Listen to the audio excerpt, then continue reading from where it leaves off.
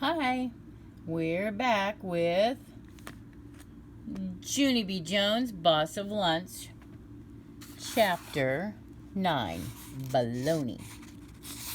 Monday. This is Junie B. Jones's journal. Dear first grade journal, Room 1 is still mad at me about Friday. After we went back to the room, Mrs. Gutzman brought bologna sandwiches for the children who didn't eat. They were not a hit. I sat at my desk and I ate. I ate out of my new lunchbox. I had a tasty peanut butter and jelly sandwich because I brought lunch. Brought lunch is better than bought lunch, and that is not even my fault. Some of the children watched me eat. They made growly faces at me. Today, Herbert is my only friend. Also, Lenny and Jose are being reasonable. I wish Friday never happened. From Junie B., first grader. I peeked my eyes at the clock. It was almost 2:15, just one more hour before I could go home. I tried to make the clock go faster with my eyes. It did not actually work that good. Just then there was a knock on our door, and Mr. Scary answered it. "Why, hello," he said. "Why, hello yourself," said a friendly voice. And guess what? It was Mrs. Gutzman. She walked in the room with 2 boxes in her arms. And my heart pounded and pounded to see that woman, because what if she came to scold me? I slumped way down in my seat so she couldn't see me. Mrs. Gutzman set the boxes on Mr. Scary's desk. And then she looked all around the room. I slumped in my seat even farther. Only too bad for me, because Blabbermouth May pointed at me. Look, there she is. "Mrs. Gutzman, Mrs. Gutzman," she hollered. Junie Jones is trying to hide from you. She is sliding down in her chair so you can't see her, but I'm keeping track of her movements." After that, I slid all the way to the floor under my desk, and I curled into a ball and I hid my head. Pretty soon, I heard feet walking to my desk.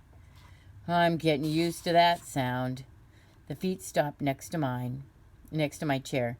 I opened one eye and peeked out. I saw the bottom of Mrs. Gutzman's white apron. "Junie B.," said her voice, "why are you sitting on the floor?" I didn't move any muscles. Because maybe she would still go away, possibly. "Junie B.," said Mrs. Gutzman again, "I brought something for your class. Don't you want to see what it is?" I shook my head real fast. "No, thank you," I said. "I don't want to see it, and so you can be on your way now, please." I opened my other eye and I looked at her feet, and they kept on standing there. Then, all of a sudden, I heard a loud groan, and what do you know? That woman squatted right down next to me. I was shocked to see her. "Mrs. Gutzman," I said, "what are you doing down here?" Mrs. Gutzman did not look comfortable. "Please, Junie B., I need your help," she said. "I brought cookies for your class."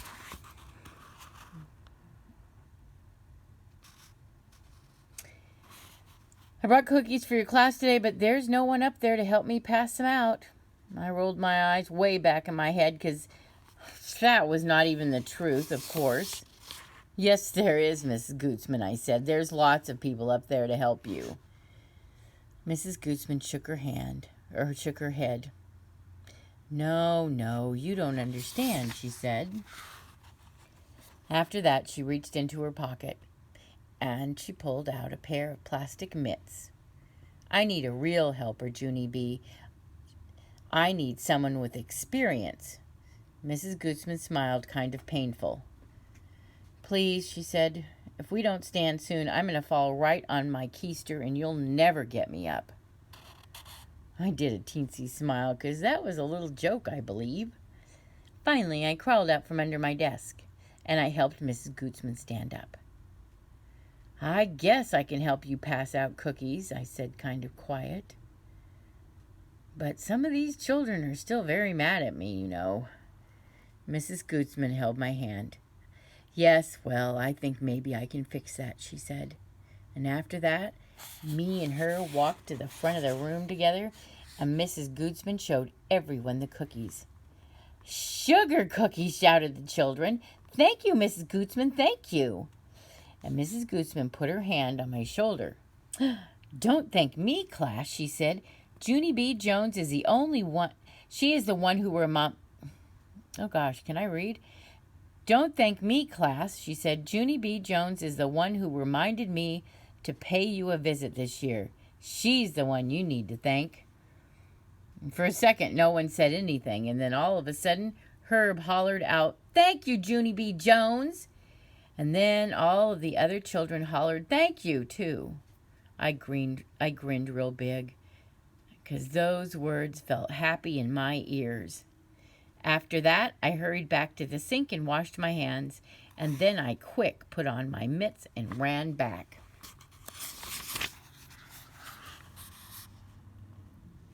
Mrs. Gootsman gave me a thumbs up.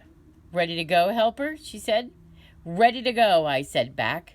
And so then both of us passed out all those cookies together, and I did a perfect job. And so here's what I'm thinking. I am thinking that maybe someday I won't be the boss of lunch after all. Maybe someday I will just be the boss of cookies instead. Because boss of cookies is the most delicious job I have ever heard of. Plus, also, I will get to make all of the cookie rules.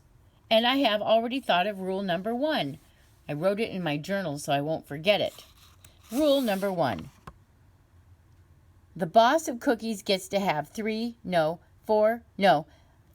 sugar cookies all to herself. P.S. Only never eat them in front of the children, because that would be rude probably. P.S. again. Plus, sometimes she can even eat 6. Ha! The end. Wait a minute. Hey, Junie B's got a kids reading group. And you know what? That was the end of this wonderful book, Junie B. Jones and the Boss of Lunch. And if you want to check this book out, tell your teacher so that when you come back to school, I will already know who wants to check this out. So just give your teacher your name and tell her to send me a message at the library. Okay, bye. See you next time.